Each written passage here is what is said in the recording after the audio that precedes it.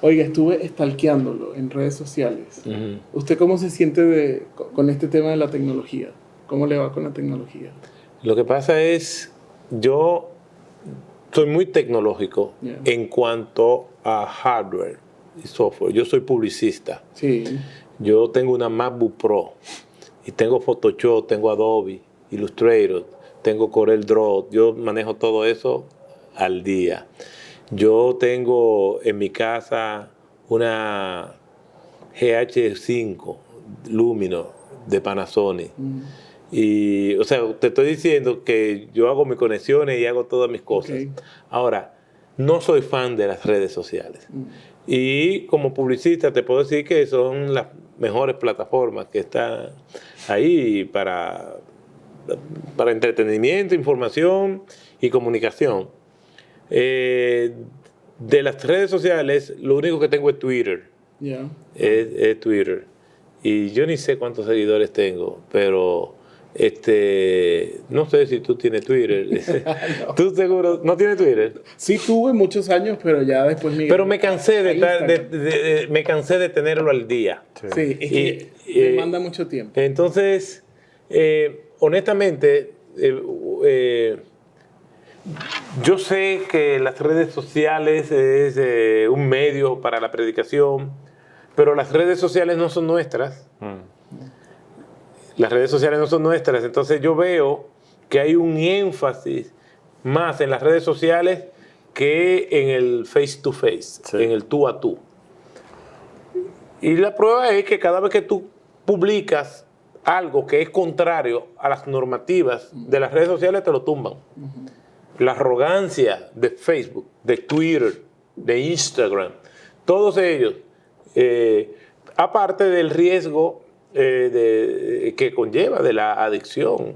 Hay gente que no puede vivir sin TikTok ahora. Sí. Me explico. Y entonces todo es ir a beber y te roba mucho tiempo. Ahora, todo este tema de la pandemia, pues... Sí, lo ha exagerado todavía. Lo ha exagerado. Exacto. Entonces, ¿qué sucede? Estas redes sociales, ellos nos permiten hasta donde ellos quieren. Pero si fueron capaces de bloquearle la cuenta a un presidente, ¿qué no van a hacer con nosotros? Sí, entonces, no podemos sustituir el discipulado por redes sociales, porque llegará el momento en que nosotros no vamos a tener esas plataformas a nuestra disposición y entonces si no tenemos los principios y los fundamentos bíblicos al día, la iglesia va a quedar muy mal parada. Sí. Ahora, el tema de las redes sociales, de la tecnología, con todo esto de la pandemia, como decíamos, nos presenta un desafío frente a la educación, porque pues también hemos tenido, usted que está en este ambiente educativo en República Dominicana y aquí en la universidad, repensar cómo llegarle ahora a tantos estudiantes que están pensando en la educación en línea, por ejemplo. Sí, cambia la manera de pensar de muchas de las personas. No es la manera en que nosotros crecimos, quizás estudiando libros físicos, estando en clase, prestando atención solamente al maestro. Eso ya es muy diferente a cómo llega un alumno al salón de clase el día de hoy. Sí. Usted escribió un artículo participó en una entrevista en el 2013 en donde hablaba acerca de la diferencia entre las informaciones y las decisiones. Yo no sé si usted recuerda ese artículo. No sé. Bueno, se la voy a recordar. Usted decía en ese análisis que muchos creyentes en la vida cristiana nos vemos envueltos en las dinámicas que se dan entre manejar información bíblica, teológica y tomar decisiones correctas. El tema de la educación en la cultura, ¿cómo nosotros podemos entender eso hoy en día, después de esta pandemia? Porque cuando usted lo dijo, ni se asomaba la pandemia. Bueno, hay muchas cosas que decir en ese aspecto, porque el tema educativo es muy amplio, pero podemos hablar de dos elementos básicos, que es la enseñanza y lo que es el proceso de aprendizaje. Primero, hay todo proceso de enseñanza implica metodología. En la antigüedad decían que para llegar al cielo había que tener 3 virtudes, y esas 3 virtudes eran escuela, disciplina y método. Definitivamente que esto nos distingue en lo que nosotros vamos a comunicar. Hay personas que tienen un extraordinario contenido. Yo he tenido profesores que son muy buenos técnicamente hablando, pero son muy malos comunicadores. Nosotros creemos en el contexto cristiano que lo importante es tener la información bíblica, tener el contenido bíblico, pero cómo lo vamos a enseñar, cómo nosotros vamos a multiplicarnos, eso no es quizás tan importante. Y el proceso educativo involucra la enseñanza, que tiene que ver con el contenido, tiene que ver con la metodología y tiene que ver con el carácter de quien comunica. El que es un educador cristiano, antes de comenzar a hablar, ya está comunicando con su vida, con su testimonio. Cuando Jesús terminó el Sermón de la Montaña, en Mateo capítulo 7, versículos 28 y 29, dice, y se admiraban de su doctrina, porque quien habla como quien tiene autoridad, y está hablando del contenido y está hablando del carácter. Entonces, eso es importante que nosotros lo tengamos en cuenta. En la predicación, en la enseñanza de la escuela bíblica, en las distintas maneras, incluso aún en la manera en cómo escribimos para plataformas. Nosotros creemos, por quizás una super espiritualidad o un mal concepto de lo que la escritura enseña, que la retórica no es mala. Y cuando nosotros analizamos a Pablo, su retórica escrita era muy buena, hasta tal punto que los corintios lo criticaron. Tú, en persona, eres un desastre, pero por cartas sí, tú eres muy bueno. O sea, Pablo era mejor leerlo que escucharlo, porque hasta se le dormían la gente y se le mataban. ¿Me explico? Entonces, eso es un aspecto importante, la enseñanza en cuanto a contenido, a cuanto al carácter y la autoridad que tiene para enseñar y la metodología que usa. Pero el otro aspecto a tomar en cuenta es lo que nosotros llamamos aprendizaje. En educación, si no hay transformación, no hay aprendizaje. Las personas dicen que yo aprendí esto, o yo aprendí con esta prédica tal cosa. No, hasta que no lo pones en práctica no has aprendido. No hay aprendizaje sin transformación. Es la transformación lo que realmente dice, apunta, señala que ha habido un aprendizaje. En otras palabras, transformación y aprendizaje vienen a ser términos sinónimos. Entonces, nosotros tenemos que entender esto para que la educación en distintas áreas y en distintas plataformas puedan ser más óptimas. Por eso el esfuerzo y la insistencia en corazón con corazón, ¿verdad? De la Universidad Cristiana. Incluso queremos que o sea, no es transmisión de información, como dices, es la transformación. Y para eso no solamente tenemos que llevar a la cabeza, sino que tenemos que llegar al corazón, que va a transformar luego la conducta. Entonces tenemos que conjugar esas tres áreas, ¿no? Darles la información, sí, pero llegar al corazón, que es casi siempre corazón a corazón, o sea, una persona con otra persona, y finalmente eso va a cambiar la conducta de las personas en su vida diaria. Y es más difícil lograr eso el día de hoy, especialmente en línea, cuando estás a tanta distancia. Por eso nosotros estamos enfatizando mucho en nuestros programas en línea que se trabaje a través de la iglesia local también. Nosotros en línea te podemos dar la información, ¿no? Que puede llegar a tu cabeza, pero no podemos llegar a tu corazón tan fácilmente. La verdad sí llega a tu corazón de alguna manera indirecta, pero necesitamos ese contacto personal y eso lo tiene que proveer la iglesia local. Y hay por eso el peligro de querernos preparar en áreas, pero estar aislados de la iglesia local. Sí, en el contexto de la educación cristiana, porque podemos manejar algunos renglones, la educación en el hogar, la educación básica, media, o sea, lo que llamamos educación escolar, la educación en la universidad, hay distintos contextos. Pero en el contexto de la educación cristiana, no podemos confundir los roles educativos que tenemos que tener en nuestras casas con los roles de la iglesia. Se supone que a partir de los principios que nosotros encontramos en la Shema hebrea, en Deuteronomio capítulo 6, desde el versículo 4 en adelante, básicamente versículos 4 y 5, habla de lo que es la Shema, Jehová tu Dios, oye Israel, Jehová tu Dios, uno es. Y lo que quería enseñar es que blindar al pueblo hebreo sobre el tema de la idolatría, diciendo que solamente hay un solo Dios. Y a partir del versículo 6 hasta el 9 es la metodología de la enseñanza. Y dice que eso se lo iba a decir desde que se levantaran hasta que se acostaran, acompañándolo en el camino. La educación es un acompañamiento, no es un salón de clases. De hecho, la mayoría de las enseñanzas de Cristo se dieron en circunstancias improvisadas. Desde el punto de vista humano, para Cristo no. Y muy lejos de lo que eran los Bet Midrash, que eran las salas de estudios o las sinagogas. Entonces, en el hogar es donde comienza la educación.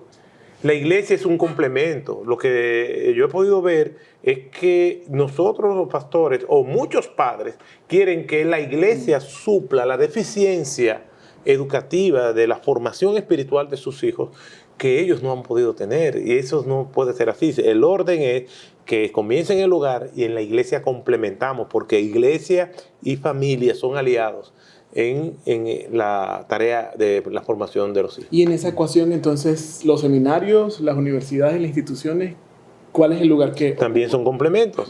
En este caso, en un orden, comenzamos la educación en el hogar, seguimos en la iglesia, y después de la iglesia viene el seminario. Pero un seminario no puede sustituir la iglesia. Una iglesia no puede contar con que el seminario le va a formar a sus miembros. La iglesia tiene que ser autosuficiente en eso y tener programas educativos conforme a lo que la Escritura enseña, con los fundamentos bíblicos.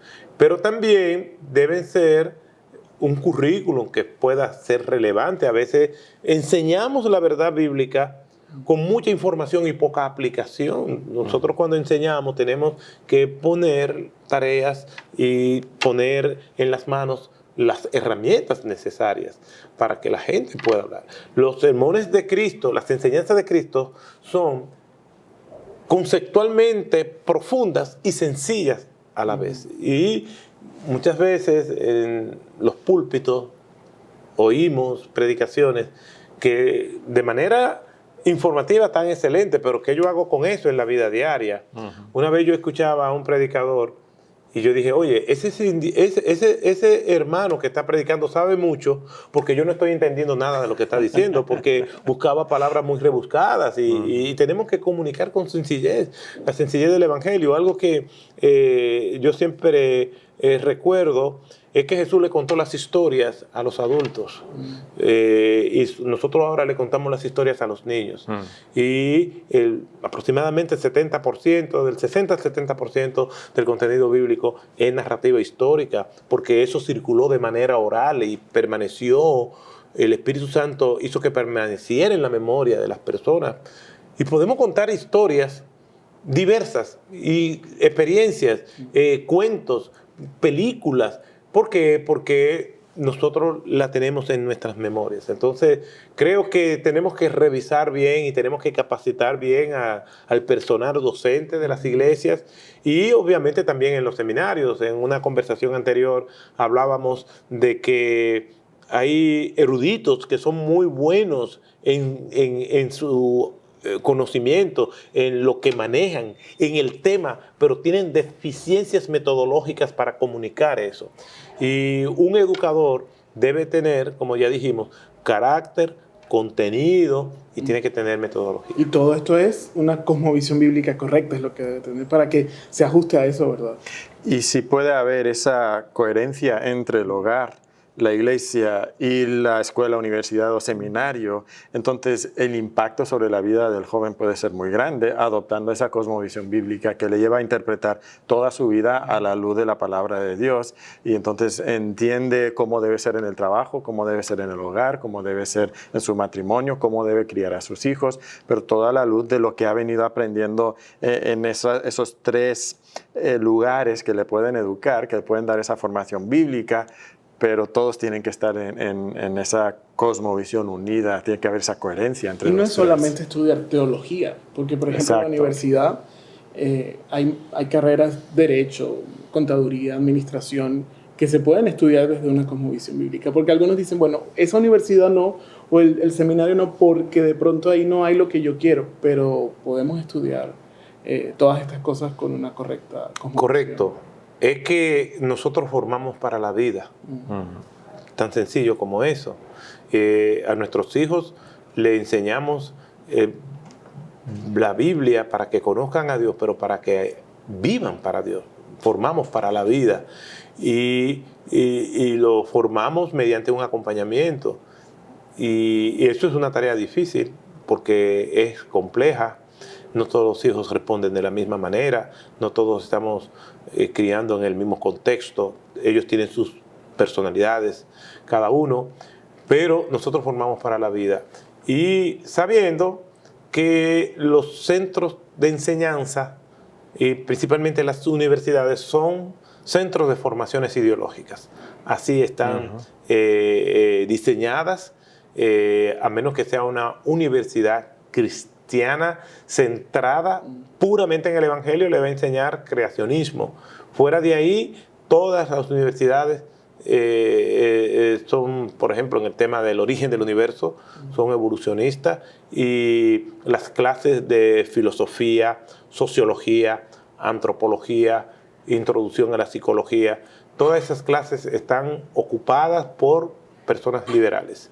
Entonces, algunos de ellos son hostiles contra los estudiantes, avergüenzan a los estudiantes cristianos. Entonces tenemos que preparar a los estudiantes, a nuestros hijos, a enfrentar esos ambientes, porque son centros de formación ideológica. Y qué bueno que el Señor ha permitido que sigan creciendo estos espacios, ¿verdad? Y que estén en lugares entonces donde les van a animar en su fe, en vez de atacar su fe, atacar su creencia en la palabra de Dios, van a poder recibir el apoyo que necesitan en un lugar cristiano. Pero sabemos que la universidad cristiana no es para todos, no es la voluntad de Dios que cada uno de nosotros, que todos nuestros hijos estudien en una universidad cristiana, ni es posible a veces que eso suceda, y no es la voluntad de Dios que eso suceda. Entonces tenemos que preparar a todos nuestros jóvenes para poder dar esas respuestas que mencionas cuando salen, porque se los van a topar, en algún momento se van a topar con esas preguntas.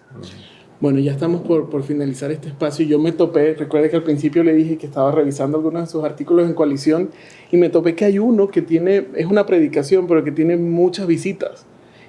Usted predicó hace un año exactamente un canto a la gratitud. ¿Recuerda esa predicación en Salmo 103? Posiblemente. Yo cuando vi el título, nos pasa a los predicadores, ni nos acordamos que predicamos nosotros. Cuando yo vi estábamos en plena pandemia, ya había pasado como 6 meses, 7 meses del inicio de la pandemia en el mundo. Cuando yo me topé con el artículo, pensé que lo iba a escuchar cantar. ¿A usted le gusta cantar, pastor? Yo compongo, pero yo solamente... ¿Compone? Sí, No sabía eso. yo solamente canto cuando los hermanos no se quieren ir de la iglesia, entonces me oyen cantar y se van. ¿Cuál es su canción favorita? Bueno, yo creo... ¿Una que haya compuesto que... Bueno, ¿Ha compuesto ahora en la pandemia? Sí. ¿Una? Todo pasará. Todo pasa. Todo pasará. ¿Y quiere un pedacito cantar? No, yo no te la puedo cantar, porque pero entonces... solamente porque, la compuso. sí, no, porque yo no tengo... Yo soy sordo, no, soy arrítmico, y aunque yo hice un año de piano, pero yo ni toco ningún instrumento ni canto, Entonces, porque yo sé muy bien cuáles son mis limitaciones. y el conocer quién uno es no solamente te ayuda a hacer lo que tú sabes, lo que puedes hacer, pero más que eso, a no hacer lo que no puedes hacer. Entonces, ¿qué parte de la composición de la letra es la que más...? Bueno, lo que... no quiere decir que ese sea lo que más me guste. Yo recuerdo en un libro, se llama Roots, Raíces, de Alex Haley. Hay un personaje que se llama El Violinista. Y él, cuando va a morir, su trabajo era servir a los amos y tocar el violín. Y cuando él va a morir, él manda a buscar el violín a otro esclavo y le dice: siempre he tocado para ellos, ahora voy a tocar para Dios y voy a tocar para mí. Y murió tocando el Requiem de Mozart. A mí me gusta la música, cualquier género, pero todavía yo sigo teniendo una predilección por los himnos clásicos. Y ya yo he dicho que en mi funeral, que yo no sé cuándo va a ser, solamente se van a cantar himnos clásicos. Y ¿cómo se llama? Cuán grande es Él, El que habita el abrigo de Dios, que son títulos que no se conocen hoy en día, pero que yo me doy mis escapadas y los escucho. Y Gracia Admirable, que uno lo dice más en inglés, Amazing Grace, que en español. Gracia Admirable, son himnos preciosos que yo amo, pero me gusta cualquier género musical. En eso no soy liberal, pero sí abierto. Y nuestro estilo y nuestra línea musical como iglesia es clásica contemporánea. Esperamos que su visita a Monterrey y aquí a la universidad también sea un canto de gratitud. Amén, amén. Gracias, Señor. Así es, así ha sido. Gracias.